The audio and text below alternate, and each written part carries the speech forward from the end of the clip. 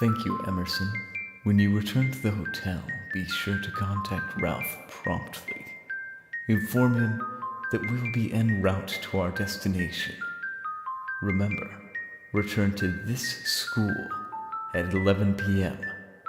If we have not returned by midnight on the hour, notify the authorities. Emerson gave his best wishes to us before pulling off with the Blue Stoots Blackhawk into the afternoon sunset. I checked my watch to make a mental note of the time. 5:16 p.m. Our mysterious benefactor would have a driver transport us to his off-the-grid location. From the onset, it was clear that this gentleman, who would only give us the moniker of Ahtu, had a flair for the dramatic. The entirety of the meeting was planned out through his secretary, who only afforded the bare minimum of information to us.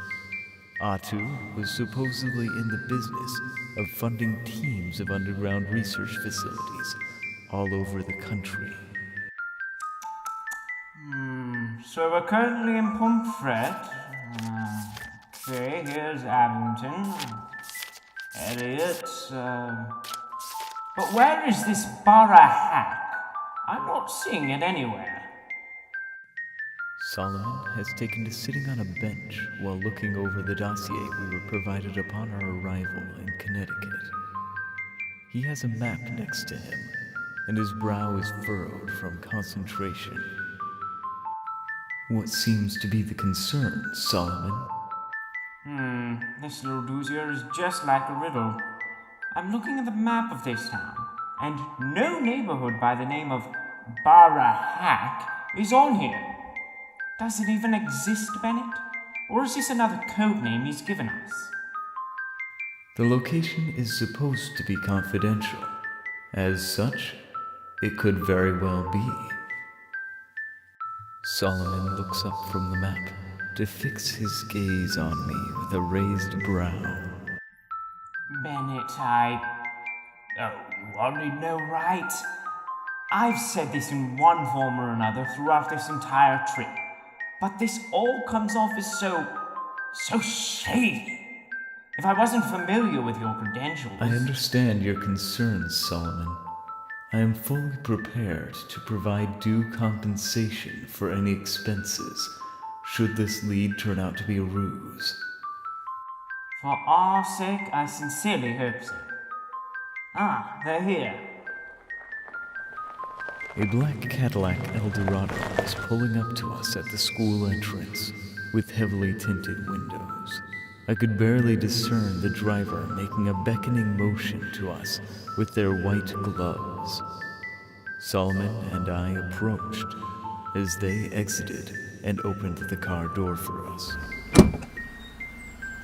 Indeed, they have. There, he has the emblem on his suit, as was reported. You're right. That's the one. The golden eye in the center of 3 triangles. Very ostentatious.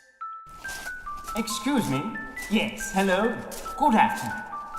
You're the chauffeur sent from Ahtu, yes? I'm Bob Solomon, a leading engineer for the Magnavox project. This here is my associate, Marshall Bennett, one of the project supervisors. Charmed. It is a pleasure to meet you. I attempted to extend a hand to the driver, the features of which I could barely discern due to their manner of attire, and was not met in kind. A man of well above average height and bulking build, covered from head to toe in a suit, scarf, and fedora, ensemble that seemed very uncharacteristic for a midsummer afternoon. I gave Solomon a sideways glance, which was greeted with a shrug as he entered the vehicle to have a seat in the back. The driver simply extended an open palm in the direction of the passenger seat before lumbering slowly to the driver's side to enter. It seems he was a man of few words, if any. The beginning hour or so of our drive to the rendezvous point was carried out in relative silence. Not that I was averse to a quiet evening drive. However, it did add to growing atmosphere of anticipation.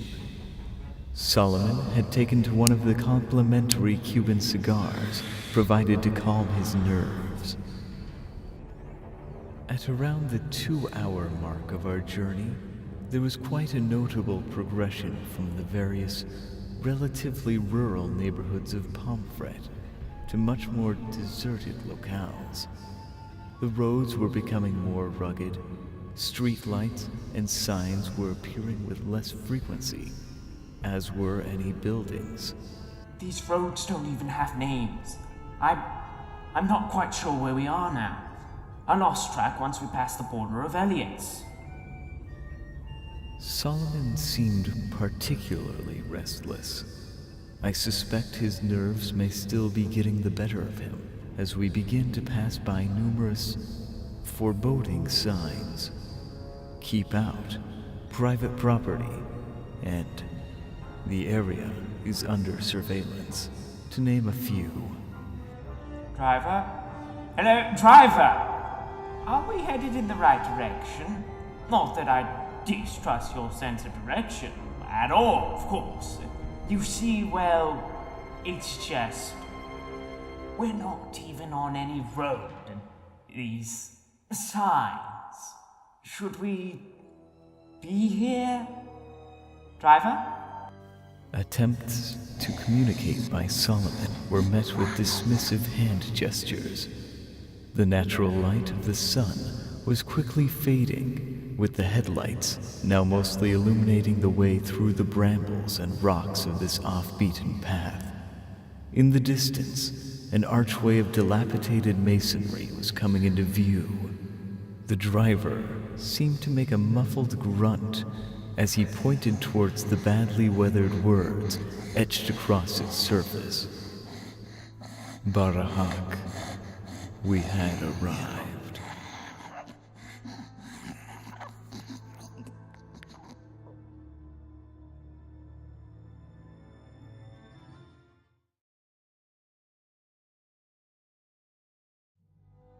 Guild Wars 2.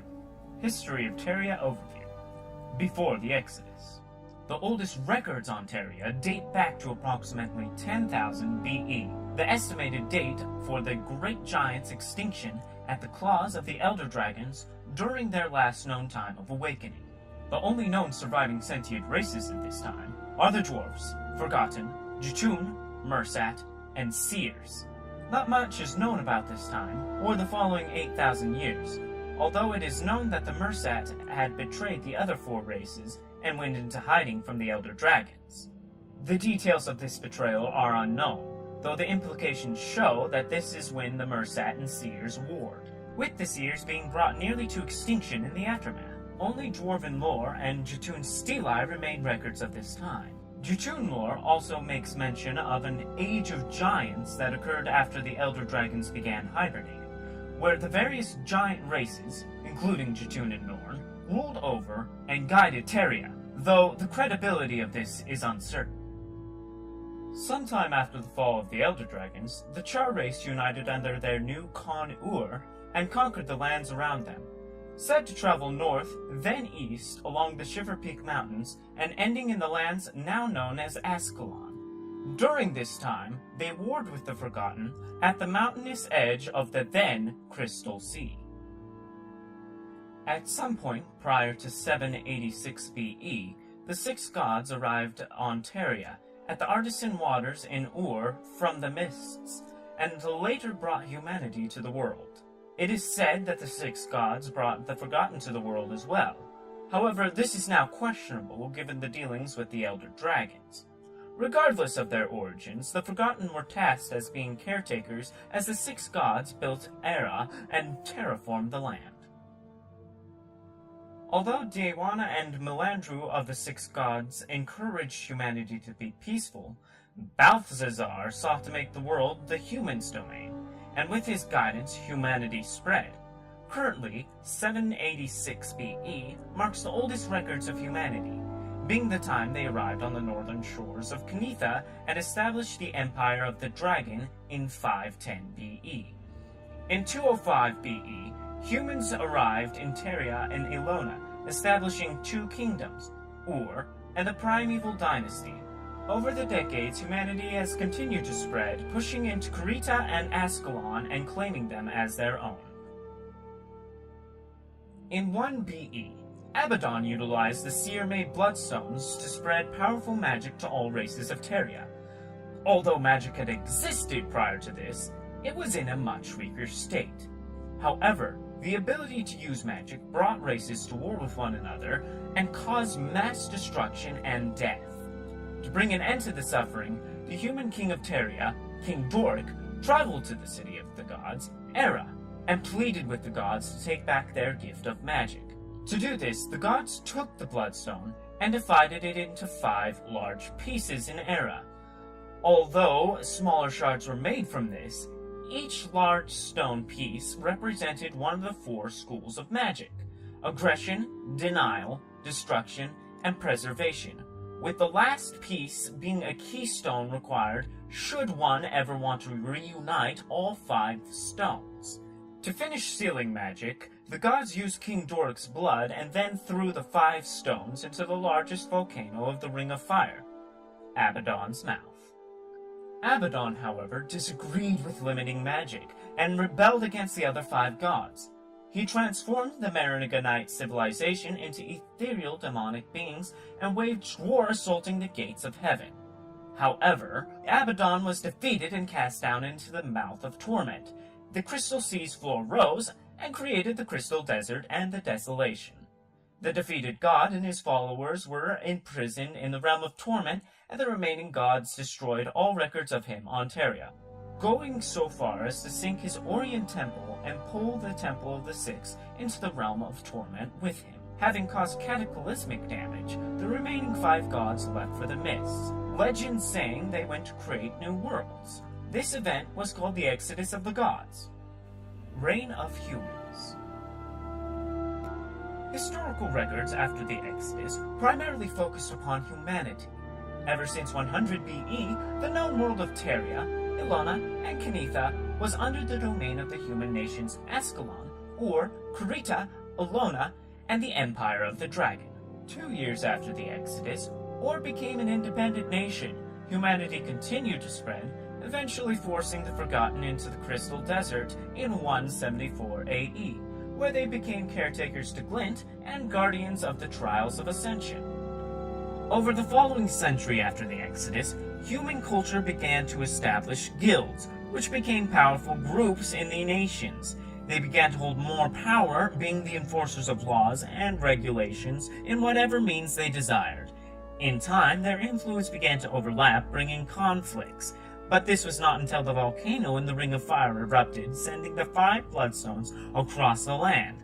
The magic they contained seeped into the land and air around them. With greed and the desire of power in mind, these guilds attempted to claim these bloodstones as their own.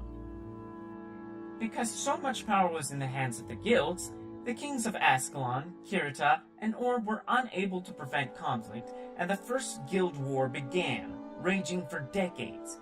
In time, Ascalon and Kirita were embroiled into the war. Only Ur remained outside of the Guild War, preferring to remain neutral and peaceful. In whole, there were 3 guild wars. When the first 2 began and ended are unknown. 221 AE marks the beginning of what the Kenethans call the Age of the Hedgehog.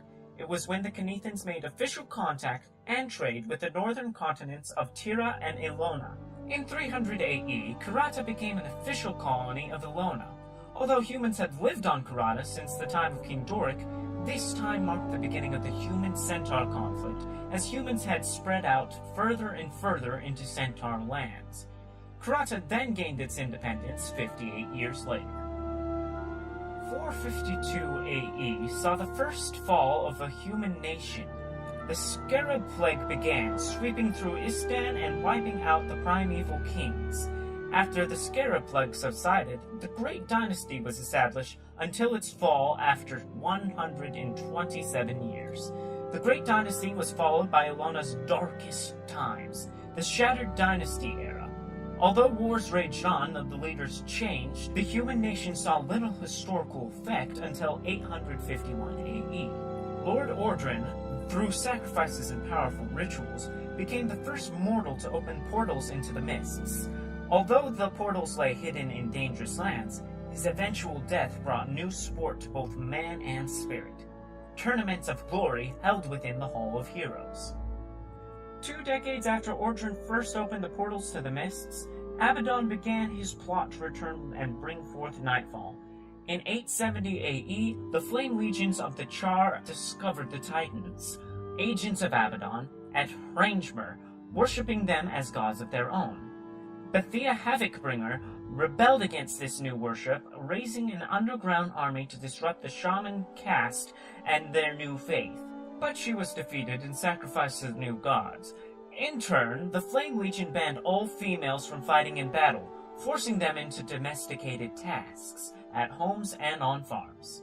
2 years later, Shiro Tagachi slew his own emperor under the influence of the words of a fortune teller, who was also an agent of Abaddon. Through dark rituals, Shiro absorbed magic granted to the Emperor Asgian from Dewana and twisted it. Upon being slain by Victor, Archimorus, and Vizu, Shiro released this magic in a death wail, causing the Jade Wind. Abaddon's plots were not heard of again until the end of the Third Guild War, which began in 1013 AE, when the nation of Or was eventually forced into battle. Though they intended to end the conflict under King Ryza's orders, the casualties rose exponentially compared to the past 2. This third war did not end due to Or's influence, however, but by a Blitzkrieg attack from the Char. In 1070 AE, the Char assaulted Ascalon while they were distracted with Kurata and Or, and quickly made it to the northern wall, where they performed the ritual of searing. Ascalon was devastated, and the Char armies marched through with ease, bringing more searing cauldrons with them towards Or and Kurata. With the Orion armies away, the Char swept through Or with ease despite their magical affinity. They quickly made it through to the western edge of Or, now known as the Cursed Shore, though they never had the chance to reach the actual city of Erha. This was due to Vizier Kilbron, a possible follower of Abaddon, unleashing a powerful spell that sank the peninsula of Or in the Cataclysm. Although there is conflicting information upon whether the destruction of the nation was intentional or done out of desperation, either way, the only survivors of these events were those who were away from their home at this time. All those who were in Or during the Cataclysm became the Walking Dead, Kilbron himself becoming a Lich Lord. Kurata shared a different fate. When the Char forces arrived, King Jaden fled the throne, leaving his people at the mercy of the feline race. However, a newly formed order stepped up to defend their land, the White Mantle. Led by Sol Delaroso, the White Mantle, backed by the Merset, whom they called the Unseen Ones, successfully defeated the Char, although at the price of the lives of the unfaithful who witnessed the Unseen's true form, including Sol himself. With the royal family gone and Kurata leaderless, the White Mantle rose to power as the new government, savior of the lands.